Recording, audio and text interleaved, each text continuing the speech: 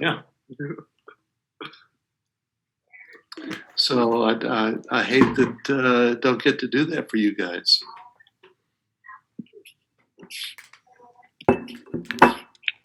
All right. Well, did you get a chance to read any of that stuff I sent you? Yes. Well, it came out. When did that stuff come out? Yesterday. When did it come out? You sent it Tuesday, the 11:45. Yeah, about lunchtime. Oh. I was outside working all day, so I didn't see that till I got in at night. Well, we can play a little bit with it.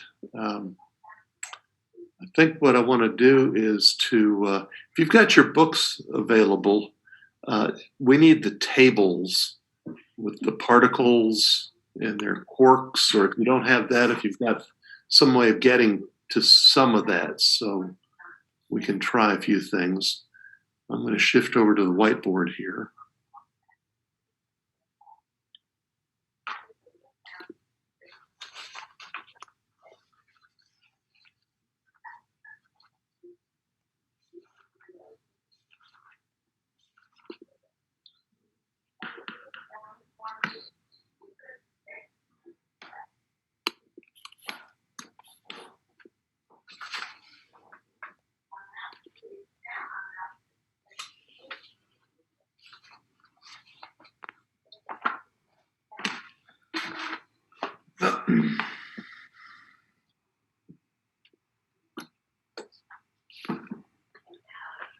All right, here we go. Well, that's not what I wanted, but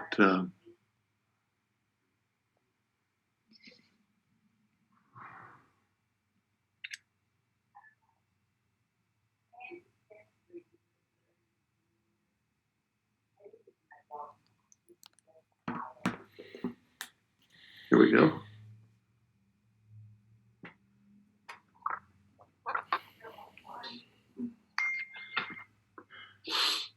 All right. Feynman diagrams. Couple rules. This is a particle. This is an antiparticle.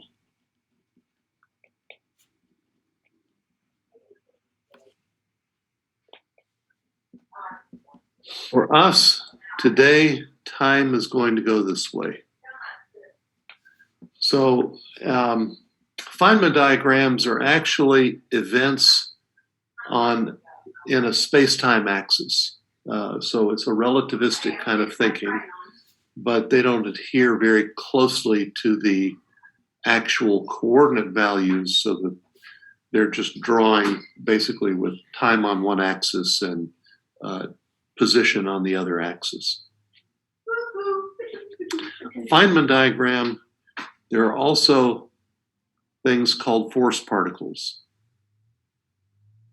Those could be photons, or they can be bosons. This could be the Z particle, the W particle, a gamma. Wait, what's the difference between the Z and the W?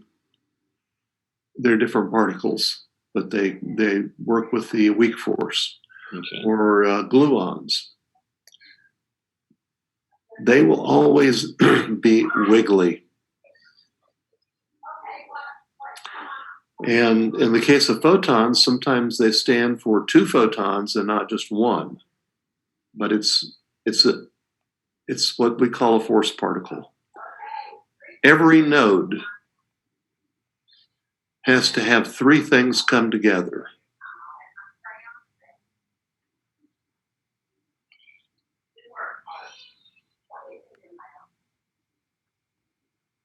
Force and two particles. One has to come into the node and one has to go out.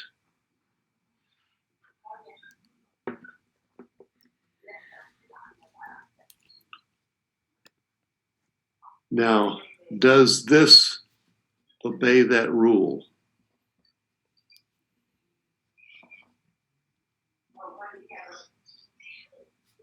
Yes. Yeah. Yeah, I've got one coming in, one going out. So neither one of these is an antiparticle, is it? That is true. How about over here? The bottom one's an antiparticle. Bottom one's an antiparticle. You notice to get, well, let's see, what did I do? This is basically the same drawing as this, just rotated somewhat. And yet it becomes a particle-antiparticle, where in the other case it was just two regular particles. So you can't have this kind of event because that implies momentum is not conserved. You can't have this kind of event because you've got two particles coming in. And you can't have this kind of event because we don't have a force particle. These nodes are called interactions. So you need a force to have an interaction.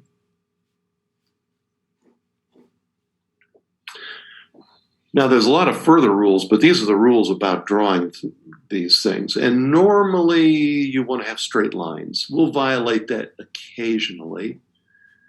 And you can have lines crossing each other where there's no interaction just because there's no way to draw it any better. So, given that, let's try one. I'm going to start with something that is fairly straightforward.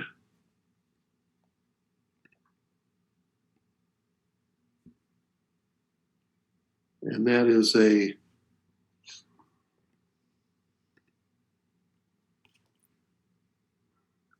I'm looking for my drawing here. All right, so I won't start with the simple one.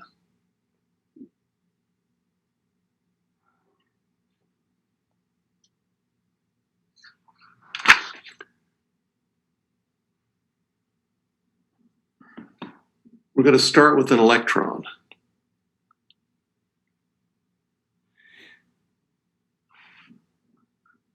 Can we end up with a positron as the only outgoing particle? Can you come up with a set of three-prong events connected to each other so that this is the final result?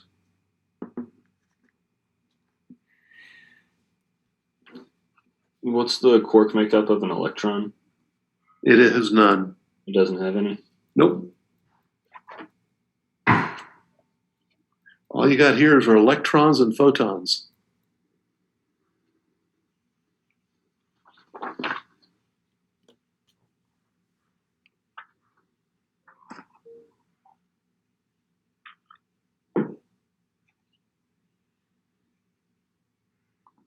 So you just have one electron going in, one positron coming out? Oh, you said positron. That's not possible, is it? Yes, because like the charge has to be conserved, right? Charge has to be conserved. But you said proton. That's why I was all confused for a second. Photon. And not phonon.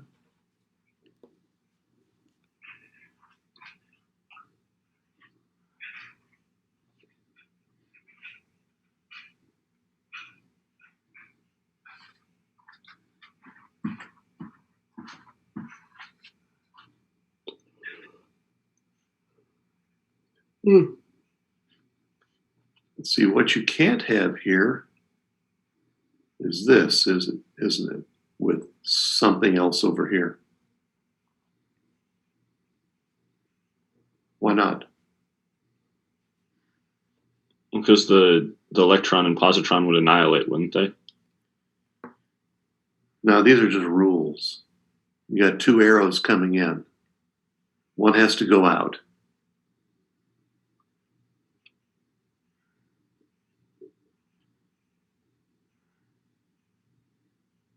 If that is rotated counterclockwise, would it make sense? No, you still have the problem.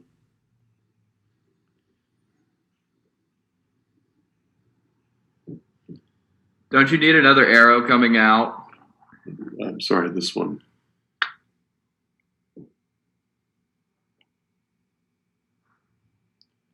Yeah, so you got to have one arrow. Neither one of these is acceptable. Like you can have 3 arrows, but not 4, right? Like so you have to have 3. You always have to have a force particle, so that's a squiggly, at every interaction. But you can have more than one interaction.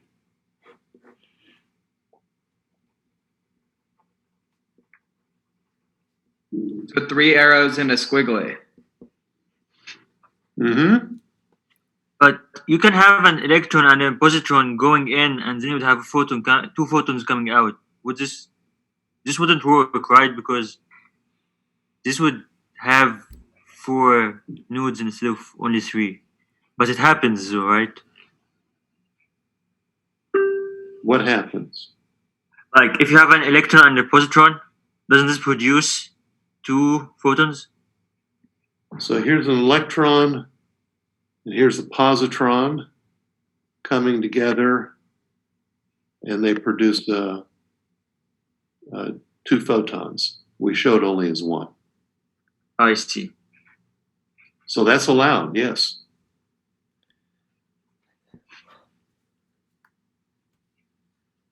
Let's see if I draw that carefully.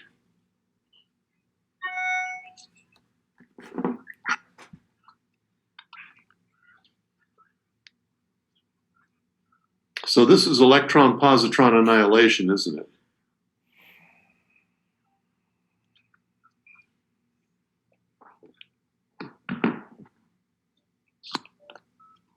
Yeah. Let's rotate it counterclockwise so that I have this coming in, and this going out. What's that?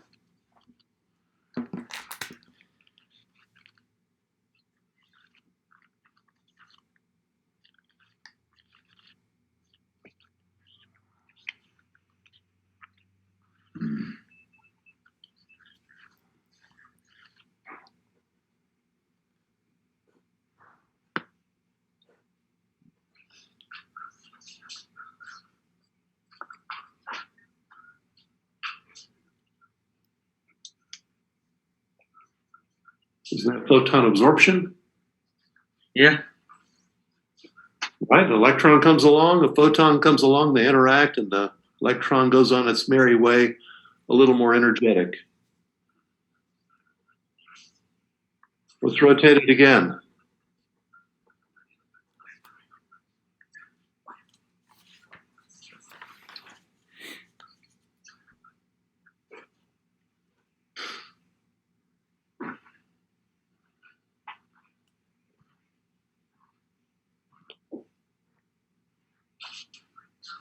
By the way, up here, this was positron and electron.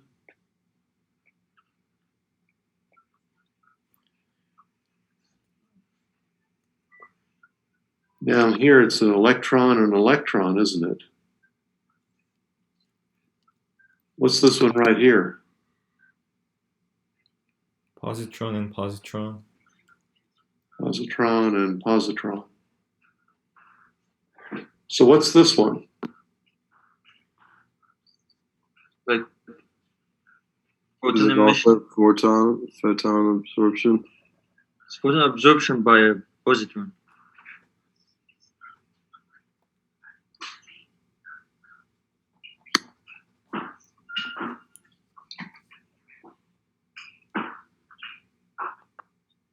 Okay, now I'm going to rotate it.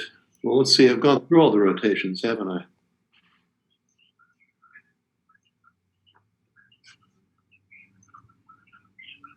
So just by rotating it, I get a completely different physical phenomena illuminated. In any of these cases, did I have an electron coming in and a positron going out? No. So in order for this to happen, I've got to have an electron come in and I've got to have a positron come out. I can't put them together with one interaction, can I? So I've got to have two interactions.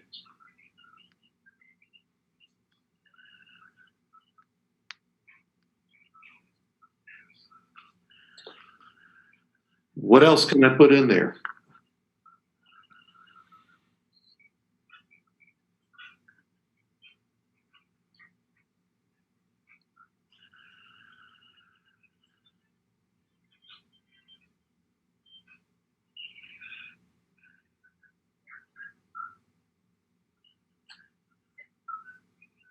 Like quarks or anti-quarks or whatever? No, just photons and electrons. That's all we've got right now.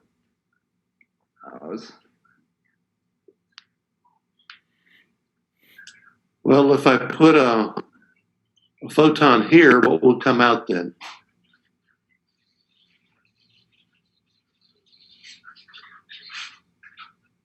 An excited electron. An excited electron. So that's not going to help me any because I end up with the darn electron again. So I need to end up with something different, don't I?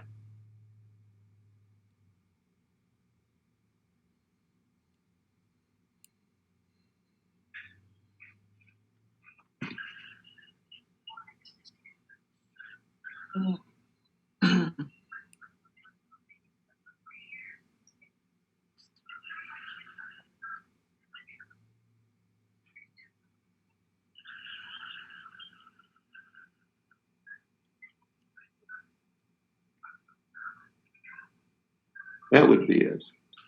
Well, that's not quite what I asked for. I was hoping more for something like this on the output. And that on the input. Can you fix anything there?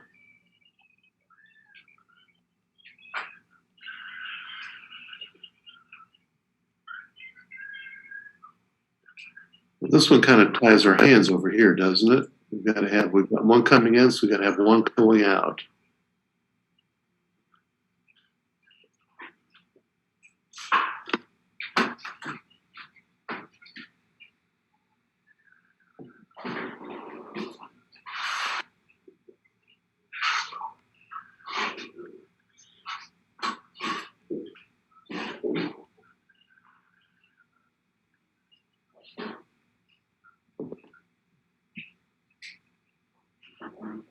Won't work, will it? Will this work? Wrong thing. Is that acceptable? I just need something over here. Is that acceptable? Yes or no? Yes. Would you Yes. need an arrow going out? We need an arrow going out. We've got two coming in. That you can't do that.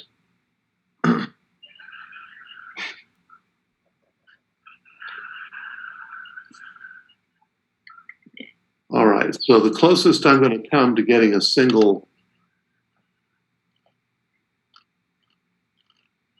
positron coming out with an electron coming in is to have a positron coming in, a photon here, and then an electron coming out. Now it looks like we've got just coming in what we had coming out, but this is what you can't do.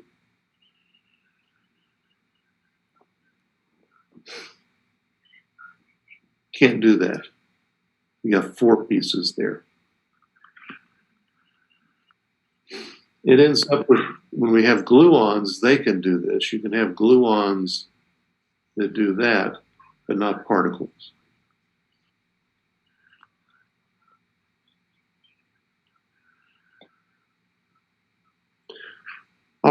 You think you have an idea of the rules here? Yes, I sir. have something on the right, something on the left of an interaction. There has to be one interaction, one force particle involved, and you've got to have an arrow going in and an arrow going out. All right, so let's try something non-trivial here.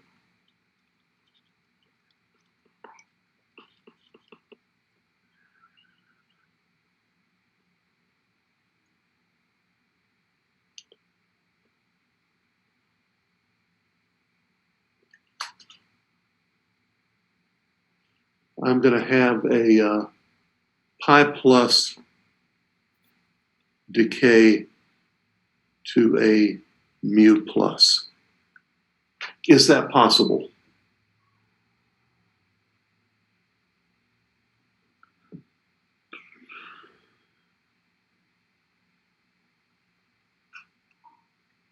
All right, so you're going to need some tables of quantum numbers, quarks, and all that kind of stuff. So, conservation of charge, does it work? Yes. Conservation of mass energy, is it possible?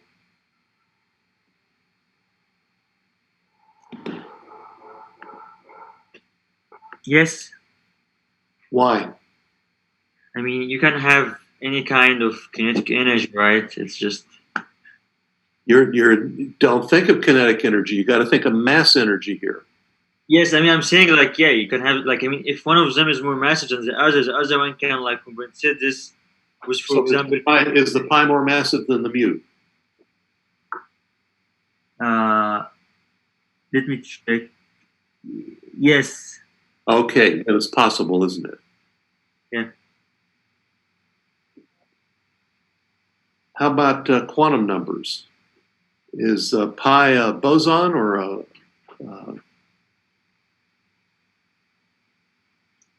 Yes. how about the mu?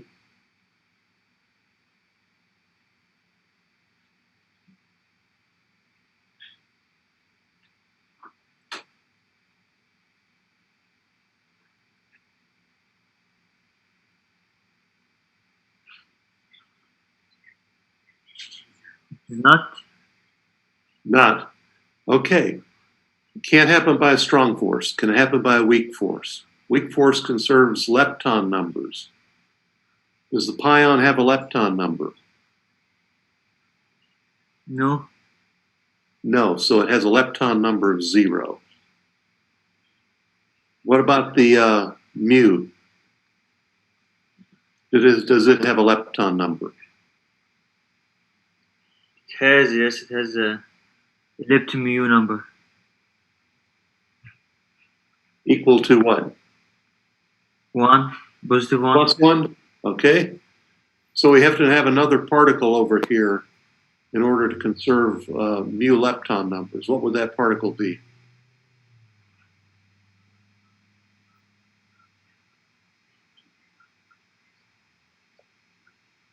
An anti-muon or anti-muon neutrino. All right. So that'll work.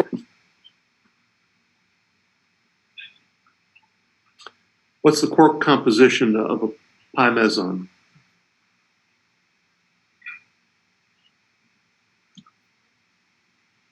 It has none. It's a meson. It has a quark composition. Quark and antiquark. You guys looking at any of these tables? What page are they Plus on? is up, anti down. Page number. 575. Thanks.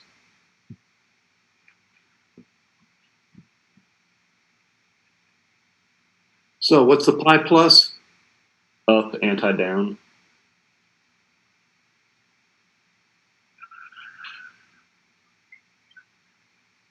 up, anti-down. All right, so let's start our Feynman diagram. This is the phi plus, and it goes along, and it's going to turn into something that has no quarks. How does that happen?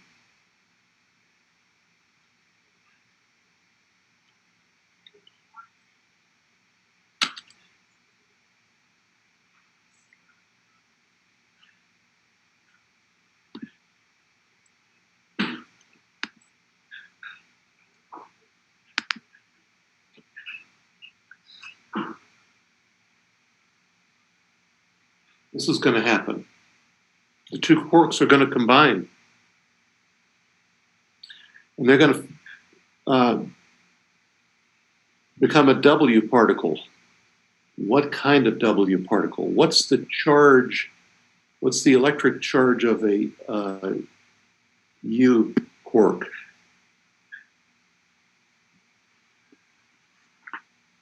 Two-thirds E.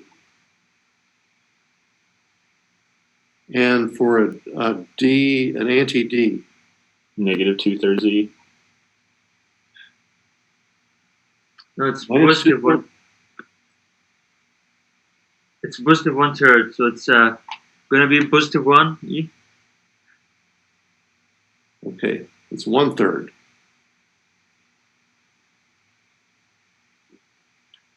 So what's the total electric charge?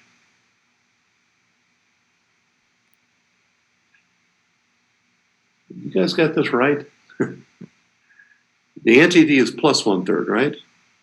Yeah, I was looking at the anti-up. That's why I got confused. So the U and the anti-D combine together to get plus 1 for the charge. So that means this has to be a charged W particle in order to conserve charge.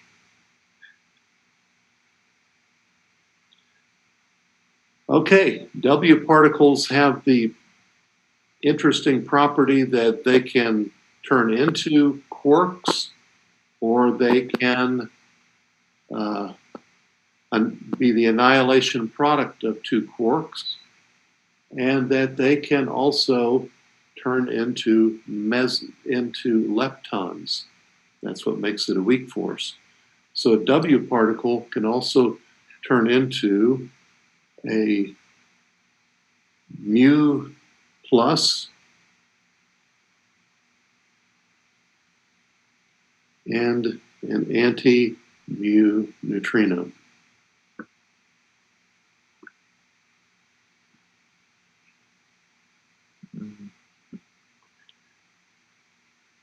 And there's how it decays.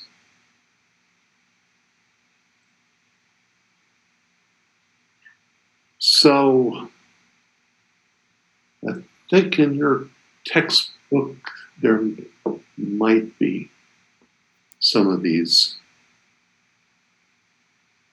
Maybe not. Your textbook kind of chopped things off.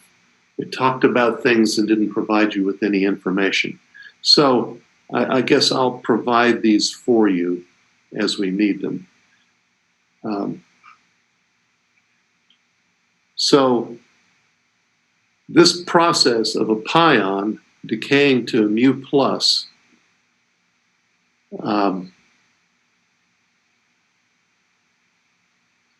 is this annihilation of two quarks that make the, you might ask, if they're going to annihilate, why don't they just go ahead and annihilate? They do, just with a half-life.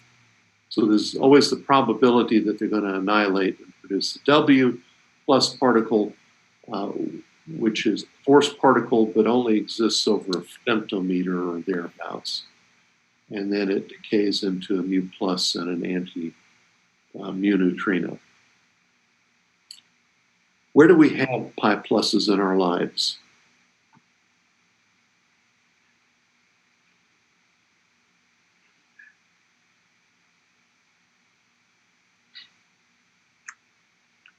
Cosmic rays are protons, neutrons. They collide in the upper atmosphere and produce pions.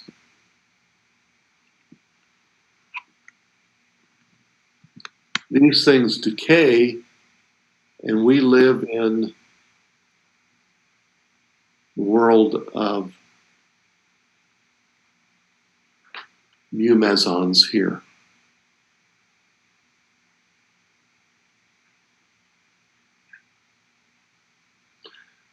By the way, there are particles that we see in the upper atmosphere with, let's see, what comes after tera? What's 10 to the 15 plus 15? Peta? I think it's beta. We see particles that have energies of peta electron volts, which means they have enormous kinetic energies, many orders of magnitude greater than their rest mass energy. We have no idea what the particles are, though. We just see them. So, this is something in our lives that exists out there. And this is how we describe what takes place with a Feynman diagram. Now, I sent you a copy out of Morrison's book, and there's about a one-page description of these interactions and how you calculate them. And you see right away that things get pretty complex pretty quickly, but before it gets too complicated, everything that he mentions, you've experienced.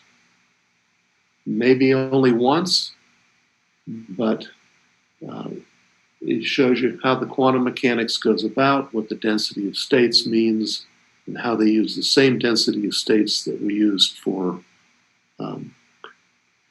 particles in a semiconductor and for photons in a black body.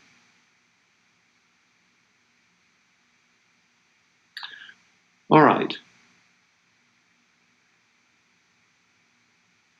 So what we would show then on this is the U and the D coming together with the W plus and the anti-mu neutrino and the U plus.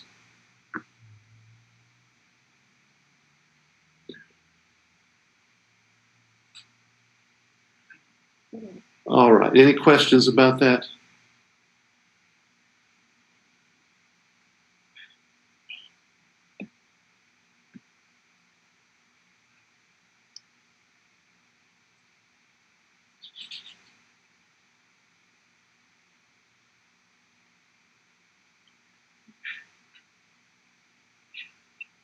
A neutron has a half-life of minutes when it's all by itself.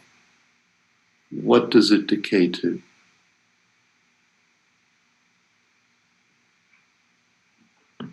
Be a proton.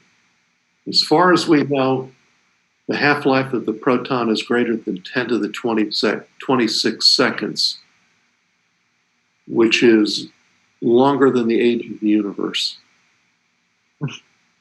by orders of magnitude. So as far as anything we know that exists, it's always existed. But it can't just decay like this, can it? Why not? What rules are we violating here? Conservation of charge. Conservation of charge. So we've got to put something over here that's got a negative charge. But now the energy difference, mass energy difference between the neutron and the proton is pretty small, but the neutron is slightly bigger. So this negative charge, what's the lightest negative charge particle we know of? Electron. Electron.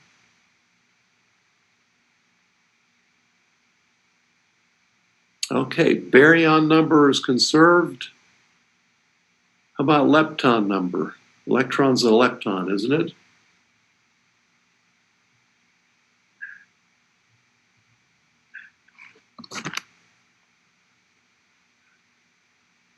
So what's the lepton number of an electron? +1. +1.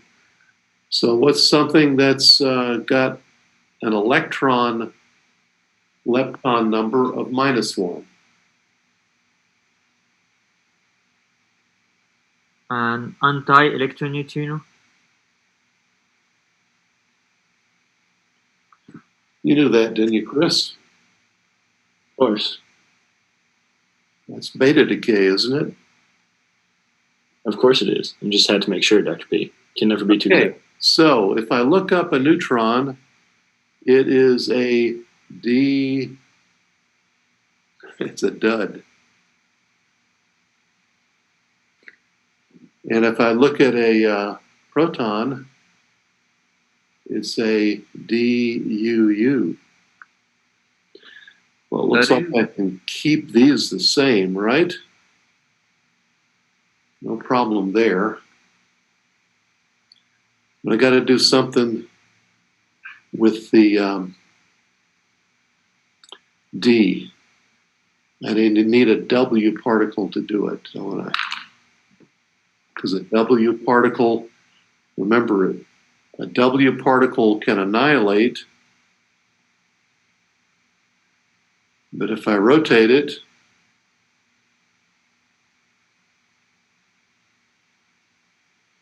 I get that. So it looks like here it can combine with an incoming quark and change it to a different quark. Now, there are rules about which quarks can go to which, and without a table of those in front of you, you won't make any progress here. But we know what's going to happen is this quark has got to come in, and at this interaction coming out, there's got to be a W particle and another quark. And we hope that other quark is a U.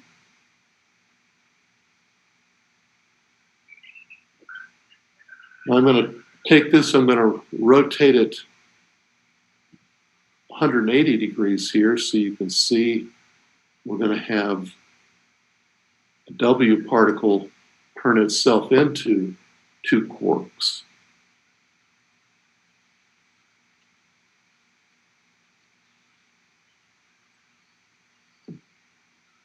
So take that back.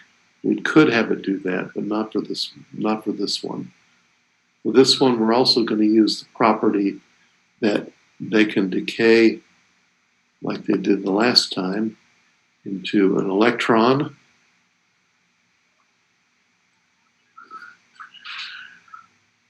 And an anti-electron neutrino. And what kind of W will this be to conserve charge? W minus. W minus. So we'll have a W minus come down here and at its interaction produce an electron and a mu electron antineutrino.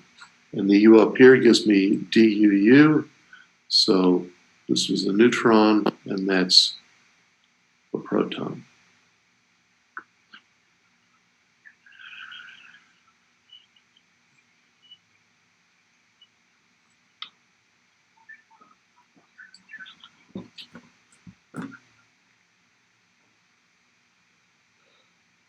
All right, I'm going to take a different one.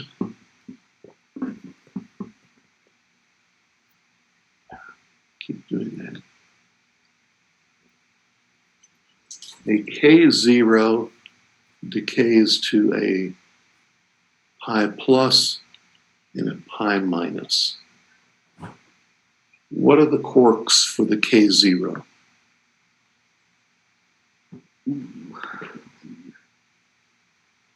Down anti-strange. And the quarks for the pi plus? Up anti-down. And for the pi minus? Anti-up down. So these two are antiparticles of each other then, aren't they? All right, so let's try this particular decay.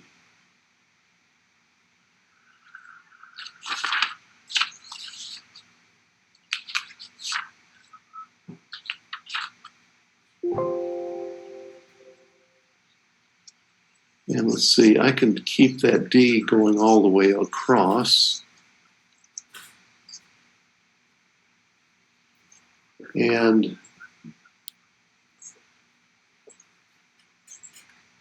my S will come out, and I'm going to have it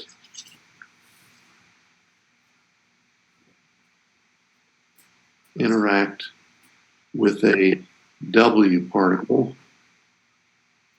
The one on the PDF says strange anti-down for the K0. With a K's.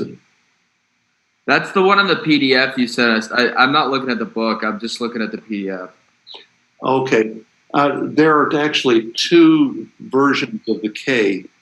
Okay. So, and they're antiparticles of each other. So I'm going to use this. So the one you saw was an anti-DS, and this is the antiparticle of it, the D anti-S. Oh, gotcha. Just making sure. Yeah. So when we come over here, I'll have a D, and this is going to be an anti-U. And remind me, what's the charge of an anti-S, electric charge? 1/3 E. Plus 1/3. Plus 1/3. Yes. Yeah, plus 1/3. And what's the charge for an anti-U?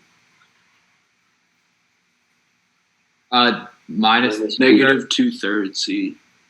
Negative 2/3. So what kind of W particle do I have here? W plus.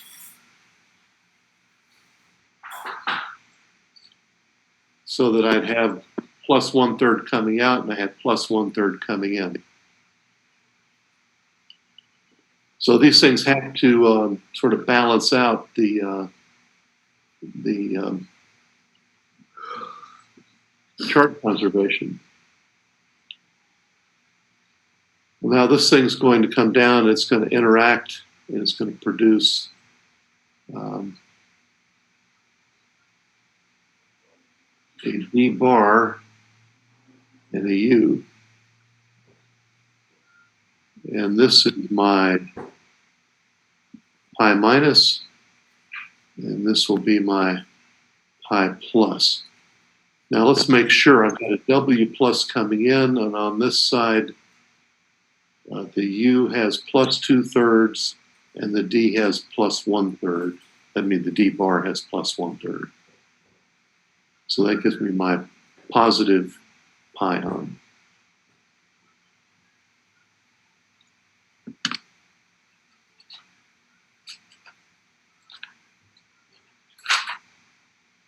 Now, we've got just a little bit of time left. I want to do one more here.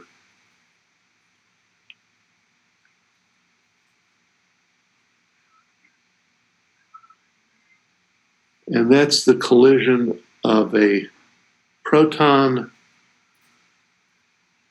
antiproton, going to a neutron, antineutron.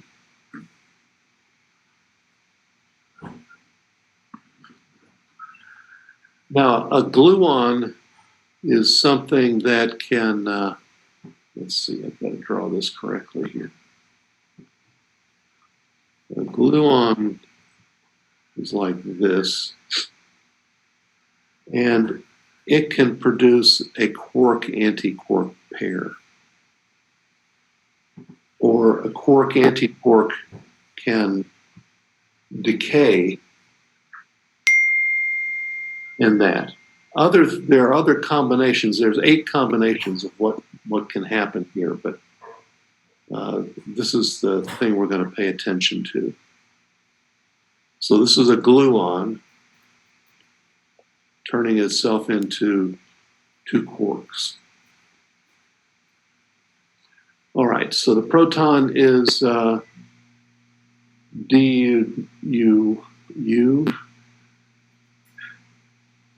and the anti-proton is the anti of that. Let's see, I had to work this out to not be too awful.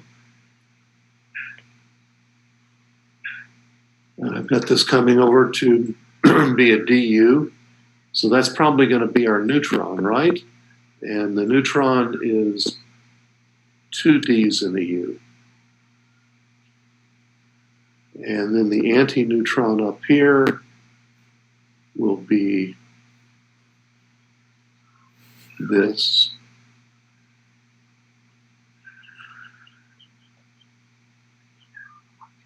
And these two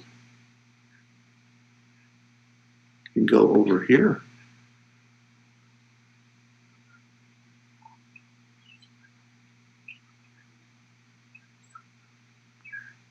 And first thing that's going to happen is that this is going to produce a gluon.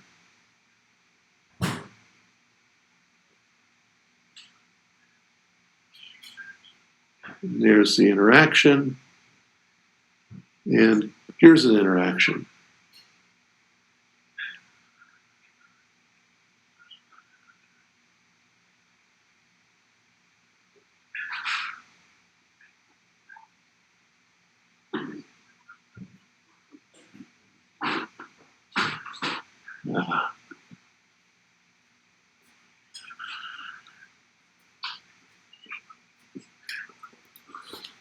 And here I'll have a gluon.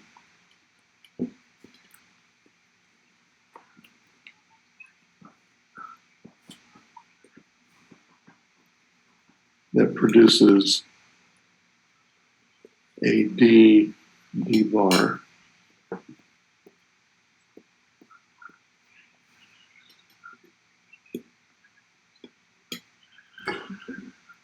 So some of these interactions can become quite complex. And some can be enormously simple. So I'm going to end up with a simple one here. Sigma 0 will decay to a lambda 0. Charge is conserved.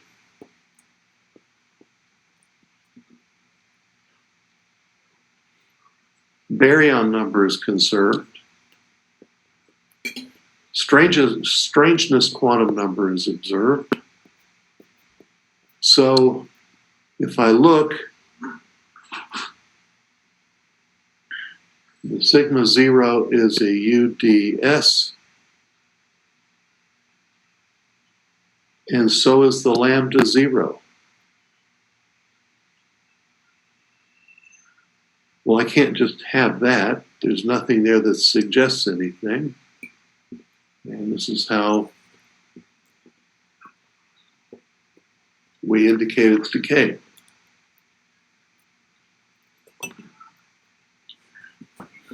And so if you see a bubble chamber experiment where a neutral particle turns into a neutral particle, you can't see anything.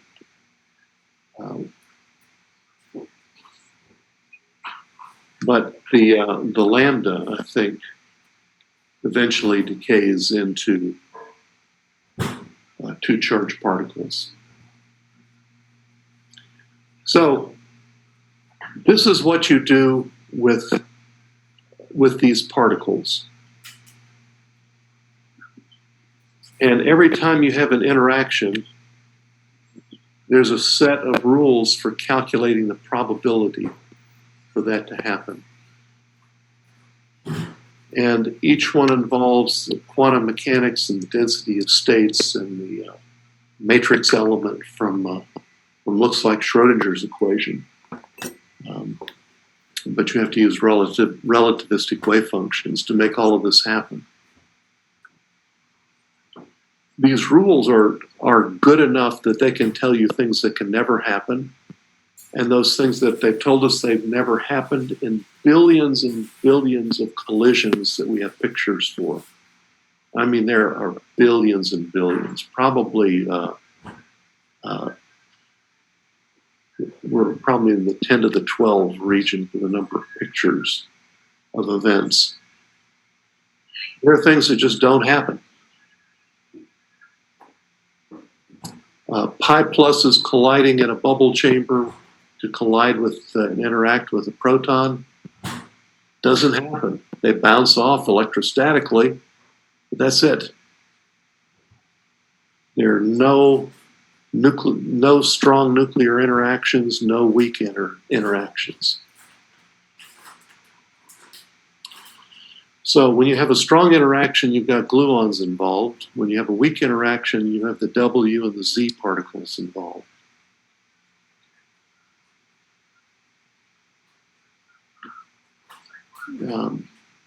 So the W and the Z, they can create quarks and they can consume quarks, and the gluons can do the same.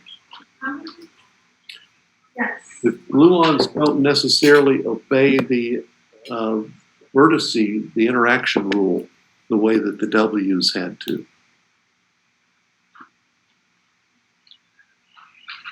But I'm sorry, Mom. that's it. That's as far as we can get this semester.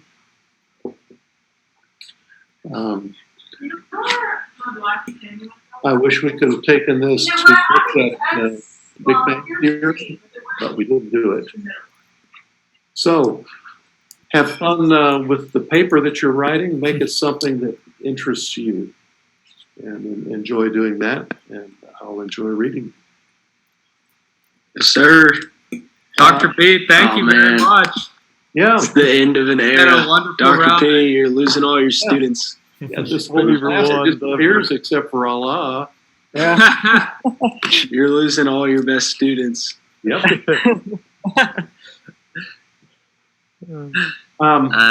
Tutorial. Do you all want to have one for the exam? Yeah. Yeah. Okay. So I'll send Yeah, some. if y'all actually show up. My name's Koopman. I got a tutorial. Bro. I'll send you some times, and then I'll send you some materials like what you would have on the final, so that you could function with this stuff. And we'll see what we can do with it. And so our final is Saturday. Is that? Yeah. So we'll have to have the tutorial either tomorrow or Friday. And let's see, have I got every, corrections, test corrections. I'm finishing mine today. Yeah, I will send mine tonight. That's great. As long as I get them in the morning, then I can get about grading some of them. All right, guys. I'll send you an email about times for the tutorial, and if you'd respond, that way I can put together a time that we can all do it. About 2 hours is what I thought. Sounds good. All right. See you guys later. Thank you, Dr. P. Thanks. Oh, Dr. P, Thanks, I have a Dr. P. question. Would you be able to check the password for TeamViewer? Password for did it not work yesterday? No, it did not work. The password didn't work. That's odd. It does for me. You mean the same password from last time? Yeah, let me send it to you again just to make sure, because I'll check it all. I was in there and I thought you were getting on because somebody was getting on the computer using the password. Maybe it was Brennan. Yeah, I think it was Brandon. Yeah, I tried it multiple times past couple of days, but could not. Okay, I'll do it, and I'll get back